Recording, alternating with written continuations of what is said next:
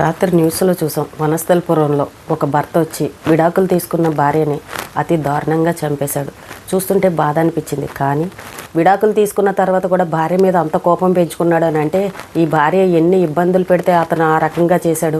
పైగా అమెరికాలో సాఫ్ట్వేర్ ఉద్యోగం చేశాడంటే అతను బాగా చదువుకున్న అతనికి అన్నీ తెలిసినా సరే భార్య మీద ఎంత కసి తీర్చుకున్నాడు అని అంటే ఈ అమ్మాయి ఎన్ని ఇబ్బందులు పెడితే అతను ఆ పరిస్థితికి వచ్చాడు.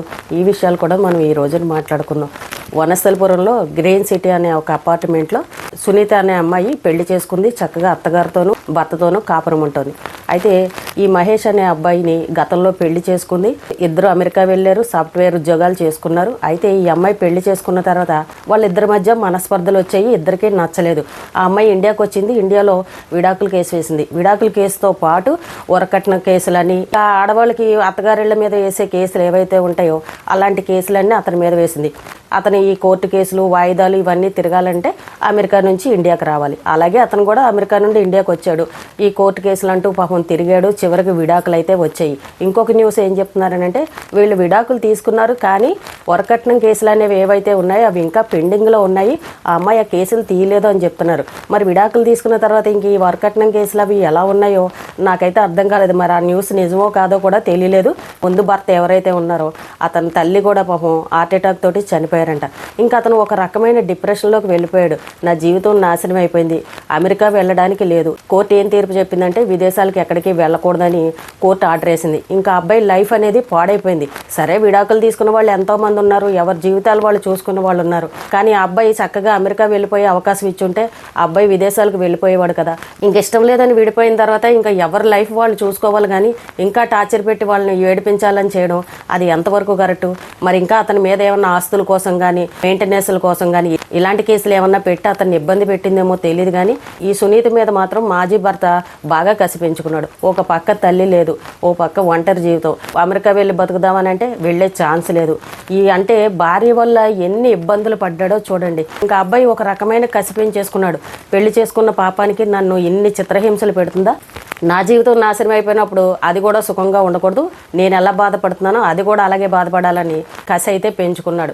ఈ సునీత చూడండి, తెలివిగా చక్కగా వేరే సంబంధం చూసుకుంది, పెళ్లి చేసుకుంది. ఇప్పుడు పెళ్లి చేసుకున్న వ్యక్తికి కూడా నాకు ముందు పెళ్ళయింది, ఇలా విడాకులు తీసుకున్నాను అన్న విషయం ఇప్పుడు చేసుకున్న అతనికి కూడా చెప్పలేదంట. అంటే ఈ అమ్మాయి ఎన్ని అబద్ధాలు చెప్పి పెళ్లి చేసుకుందండి. అది తప్పు కదా. జీవితంలో ఏదో ఒక రోజు తెలిసిందనుకోండి ఆ అమ్మాయి లైఫ్కే ఇబ్బంది కదా. ఎప్పుడైనా సరే ఇలాంటి అబద్ధాలు అస్సలు చెప్పకూడదు. ఉన్నది ఉన్నట్టు చెప్పండి. ఇష్టం ఉన్న వాళ్ళే చేసుకుంటారు, లేకపోతే లేదు. ఒక పక్కనేమో భర్త మీద అన్ని కేసులు పెట్టి విడాకులు తీసేసుకుని కోర్టుల చుట్టూ తిరిగి ఇక్కడ ఏమీ తెలియనట్టు ఇంకొక వ్యక్తిని మోసం చేసి పెళ్లి చేసుకోవడం అది ఎంతవరకు కరెక్ట్? ఇంకా ఈ మాజీ భర్త మహేష్ ఎవరైతే ఉన్నాడో ఈ అమ్మాయిని ఎప్పటికప్పుడు ఫాలో అవుతూనే ఉన్నాడు.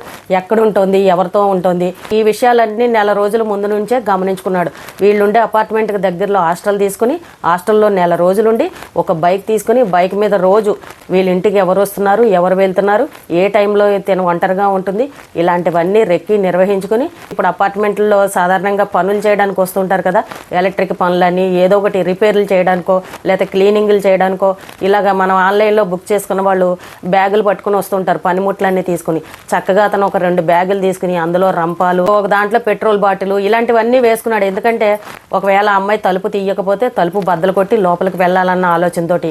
అలాగే లోపల ఇంట్లో ఇంకా ఎవరన్నా కుటుంబ సభ్యులు కనుక ఉంటే వాళ్ళ మీద పెట్రోల్ పోసి అంటించేస్తానని బెదిరించడం కోసం ఇలా అన్ని ముందు ప్లాన్ ప్రకారం చక్కగా ఒక 2 బ్యాగుల్లో అన్ని పనిముట్లు తీసుకుని అపార్ట్మెంట్లోకి వెళ్ళాడు. ఆ అపార్ట్మెంట్ ఏమీ చీప్గా ఏమీ లేదు, మంచి రిచ్గా కాస్ట్లీగానే ఉంది.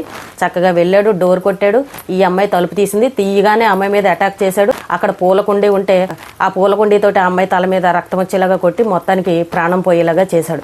అయితే అదే సమయానికి ఈ అమ్మాయి అత్తగారు, అంటే ఈ అమ్మాయి రెండో పెళ్లి చేసుకుంది కదా, ఆ అత్తగారు బాల్కనీలో వాషింగ్ మిషన్లో బట్టలు తీసి ఆరేస్తుందంట. ఆవిడ చూసి గట్టిగా అరిచేలోపే వీడు ఆవిడని కూడా బెదిరించాడంట. గట్టిగా అరిచారంటే మర్యాదగా ఉండదని చెప్పి బెదిరించేసరికి ఆవిడ కూడా అలా సైలెంట్ అయిపోయి పక్క నుండి వచ్చేసి వెంటనే అపార్ట్మెంట్లో ఉన్న వాళ్ళందరికీ ఫోన్లు చేసింది. అందరూ వచ్చారు. వచ్చిన తర్వాత ఈ అబ్బాయి నిదానంగా ఏం చేశాడంటే చక్కగా అమ్మాయిని చంపేసి అక్కడ ఇల్లంతా రక్తం మడుగులో ఉన్నా సరే చక్కగా యాపిల్ తీసుకుని తింటూ నిదానంగా అక్కడే కూర్చున్నాడంట. అంటే ఇంకా అబ్బాయికి విరక్తి అనేది వచ్చేసింది. ఇంకా నా జీవితం ఏమైపోయినా పర్వాలేదు, నన్ను ఇంత నాశనం చేసిన తర్వాత అది కూడా సుఖంగా ఉండకూడదు, అందుకే దాని జీవితం కూడా నేను నాశనం చేయాలని అనుకున్నాడు. ఆ అమ్మాయి ప్రాణాలు తీశాడు. చూసారా అండి, ఒక పెళ్లి చేసుకుని భార్య చేతిలో ఎన్ని ఇబ్బందులు పడి ఒక రకమైన ఆయన డిప్రెషన్లోకి వెళ్ళిపోయాడు. నాకు అనిపించింది ఏంటనంటే ఈ అమ్మాయి తప్పులు చాలా కనబడుతున్నాయి అనిపించింది. ఆ అబ్బాయి కుటుంబాన్ని ఎన్ని రకాలుగా వేధిస్తే ఈ అబ్బాయి అంత కసి తీర్చుకున్నాడు చెప్పండి. పైగా బాగా చదువుకున్నాడు, ఒక సాఫ్ట్వేర్ ఉద్యోగం, అమెరికాలో కూడా ఉద్యోగం చేశాడు. అలాంటి వ్యక్తి ఈ రోజున ఈ అమ్మాయిని ఈ రకంగా చంపాడు అని అంటే ఎంత ఇదిగా ఉందో చూడండి. ఈ రోజుల్లో చదువు లేని వాళ్ళు, గంజాయికి తాగుడికి బానిసైన వాళ్ళు ఇలాంటి నేరాలు చేస్తారని మనం అనుకుంటాం. కానీ బాగా చదువుకున్న వాళ్ళు, రిచ్గా ఉన్న వాళ్ళు కూడా ఇలాంటి పనులు చేస్తున్నారని అంటే భార్య వల్ల అతను ఎన్ని ఇబ్బందులు పడ్డాడో దీన్ని బట్టే మనకు అర్థమవుతుంది. ఏది ఏమైనా అతను చేసింది తప్పే. ఎవరికి వాళ్ళు విడాకులు తీసుకున్నప్పుడు చక్కగా ఎవరి లైఫ్ వాళ్ళు చూసుకోవాలి, ఇంకొకరి జీవితంలోకి తొంగి చూడకూడదు. అలాంటి రూల్స్ అన్నీ అబ్బాయికి తెలుసు. అయినా సరే ఈ అమ్మాయి మీద కసి పెంచుకున్నాడు అని అంటే ఇంకా వరకట్నం కేసులు పెండింగ్లో ఉన్నాయని అంటున్నారు. అలాగే ఇంట్లో తల్లి చనిపోయింది అంటే ఈ అమ్మాయి ఏమైనా కేసులు పెట్టడం వల్ల ఆవిడ హార్ట్ అటాక్ వచ్చి పాపం చనిపోయిందా ఏంటనేది కూడా అర్థం కాలేదు. ఆ అబ్బాయి జీవితం నాశనం అయిపోవడానికి కారణం ఈ సునీతనే చెప్పాలి.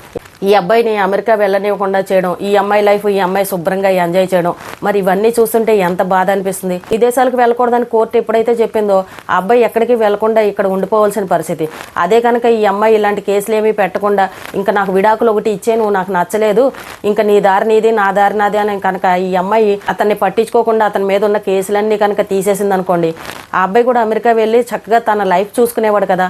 చూడండి ఎంత విడాకులు తీసుకున్నా కూడా ఈ అమ్మాయి ఇదే ఏరియాలో ఉండడం, ఆ అబ్బాయికి దగ్గరలో ఉండడం, పెళ్లి చేసుకుని హ్యాపీగా ఉండడం, ఇవన్నీ ఎప్పటికప్పుడు గమనిస్తున్నాడు. ఏది ఏమైనా ఇక్కడ చేసుకున్న భర్తకి అబద్ధాలు చెప్పి పెళ్లి చేసుకోవడం.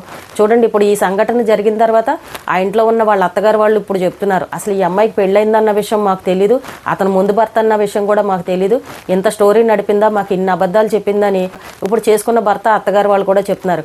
అంటే ఈ అమ్మాయి ఎంత బ్యాడ్ అయిందండి, అంత దొంగచాటుగా చెప్పి పెళ్లి చేసుకోవాల్సినంత అవసరమే ఉంది. ఈ రోజుల్లో ఎంతోమంది విడిపోతున్నారు, మళ్ళీ రెండో పెళ్ళిళ్ళు చేసుకుంటున్నారు. అంత అబద్ధం చెప్పి ఏం సాధిద్దామని అమ్మాయి, పైగా 3 నెలల గర్భవతి అని కూడా చెప్తున్నారు. ఏది ఏమైనా కానండి ఈ అమ్మాయి కావాలని చేతులారా చేసుకుందని అనిపిస్తుంది. కానీ ఒక చదువుకున్న వ్యక్తి, అంత సాఫ్ట్వేర్ ఉద్యోగాలు చేసే అతను ఇంత కసి పెంచుకుని భార్యని ఈ రకంగా చేశాడు అని అంటే అబ్బాయి మనసులో ఎంత బాధ ఉంటే ఇలా చేసుంటాడండి. పైగా చంపేసి ఎక్కడికి కదలకుండా అక్కడే కూర్చున్నాడు. అంటే ఆ అబ్బాయికి ఒక క్లారిటీ ఉంది, ఇప్పుడు నేను ఈ అమ్మాయిని చంపేశానంటే ఎలాగో పోలీసులు వస్తారు, నన్ను ఎలాగో తీసుకువెళ్తారు, ఆ మాత్రం దానికి నేను పారిపోయి ఎక్కడో దాక్కోవడం ఎందుకు, పోలీసులకి నేనే దొరకపోతే అయిపోతుంది కదా అని అక్కడే కూర్చున్నాడు. అంటే ఆ అమ్మాయి మీద ఎంత పగ కసి ఉందో చూడండి. ఆడవాళ్ళు ఏంటంటే మగవాళ్ళని ఇబ్బంది పెట్టాలని పెళ్ళిళ్ళు చేసుకోవడం, వాళ్ళతో 4 రోజులు కూడా కాపురాలు చేయకుండా వాళ్ళ ఆస్తుల మీద కన్నేయడం, వాళ్ళ ఆస్తులు కొట్టేయాలని మెయింటెనెన్స్లని అంటూ, లేదంటే వాళ్ళ కుటుంబ సభ్యులను చిత్రహింసలు పెట్టారని వరకట్నం కేసులు పెట్టడం, ఇలా ఉన్న కేసులన్నీ పెట్టేసి మగవాళ్ళని నానా ఇబ్బందులు పెడుతున్నారు.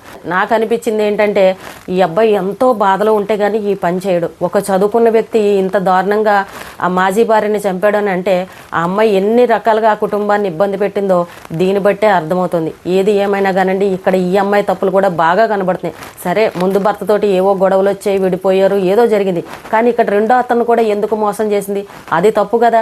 ఇప్పుడున్న భర్త ఏం చెప్తాడు, ఇది దరిద్రం వదిలిపోయింది, వాడు మంచి పని చేశాడు, ఇది నన్ను కూడా మోసం చేసింది, ముందు పెళ్ళయింది అన్న విషయం నాకు కూడా చెప్పలేదు, ఇలాంటిది ఇది సావడమే మంచిదని ఇప్పుడున్న భర్త అత్తగారు కూడా అనుకుంటారు కదా.